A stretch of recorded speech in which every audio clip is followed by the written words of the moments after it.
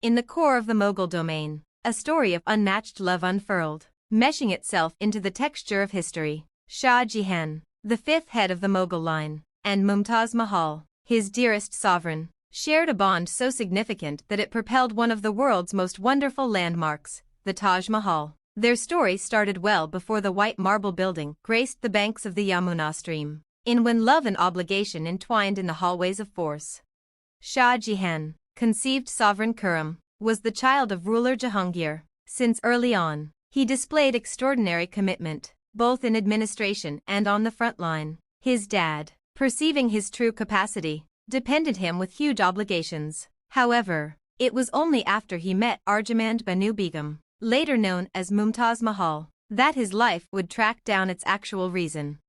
Arjamand, the niece of sovereign Nur Jahan, was a paragon of excellence and temperance. Their most memorable gathering, organized in the intricate nurseries of Agra, was set apart by a moment association. Ruler Khurram, enthralled by her elegance and insight, realized he had found his perfect partner. In spite of political snags and the intricacies of regal commitment, they were hitched in 1612, an association that would oppose time and fate. Their marriage was not just a political collusion but rather a significant organization. Mumtaz Mahal, whose name signifies gem of the royal residence, became Shah Jahan's comrade and guide. She went with him on military missions, and her direction was looked for on issues of state. Her presence brought a feeling of equilibrium and empathy to Shah Jahan's rule. As their adoration developed, so did their loved ones. Mumtaz Mahal bore Shah Jahan 14 youngsters. However, not all endure outset. Their common bliss in being a parent and their aggregate pain in misfortune just fortified their bond. Mumtaz was known for her generosity, really focusing on poor people and upholding for ladies' freedoms inside the realm. Her impact stretched out past the confidential offices of the royal residence, coming to the actual heart of Mughal society. In 1631, misfortune struck while Mumtaz Mahal went with Shah Jahan on a tactical mission in the Deccan level. She was pregnant with their 14th youngster and capitulated to inconveniences during labor. Her passing brokened Shah Jahan. In his despondency, he pulled out from the world, his heart consumed by distress.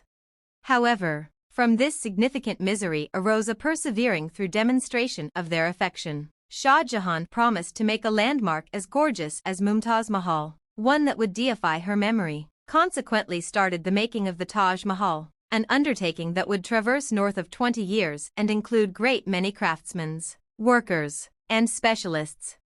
The Taj Mahal, imagined as an image of everlasting adoration, was built with careful accuracy. White marble, decorated with semi-valuable stones, shaped the fantastic construction. The focal arch, flanked by 4 minarets, rose magnificently against the sky, mirroring the changing shades of the day. Inside, the cenotaphs of Shah Jahan and Mumtaz Mahal rested one next to the other. However, Shah Jahan's would just be set there after his demise.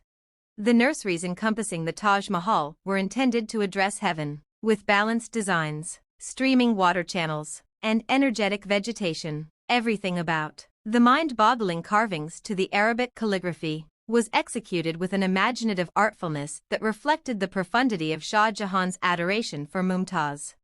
As the years passed, Shah Jahan's well-being declined, and his domain was damaged by interior conflict. In 1658, his child Aurangzeb ousted him, restricting the once strong sovereign to the Agra post. From his plated confine, Shah Jahan could look at the Taj Mahal, the resting spot of his cherished Mumtaz.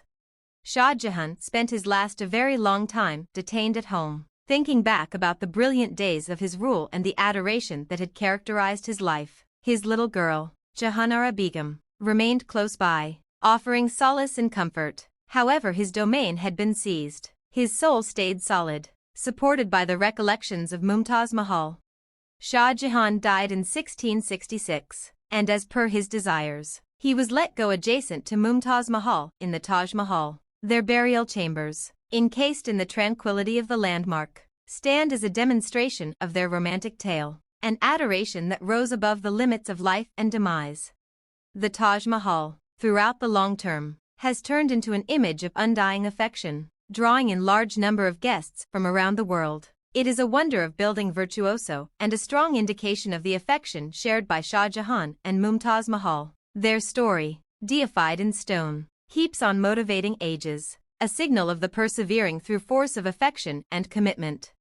The tale of Shah Jahan and Mumtaz Mahal is in excess of a verifiable sentiment. It is a story of significant human inclination, commitment, and masterfulness. The Taj Mahal stands as a sepulchre as well as a festival of the affection that challenged time. Through the shining marble and the unpredictable plans, the soul of Shah Jahan and Mumtaz Mahal lives on, murmuring their story to all who visit the heavenly structure on the banks of the Yamuna waterway. Their romantic tale, carved in the archives of history, stays an everlasting demonstration of the persevering through force of adoration.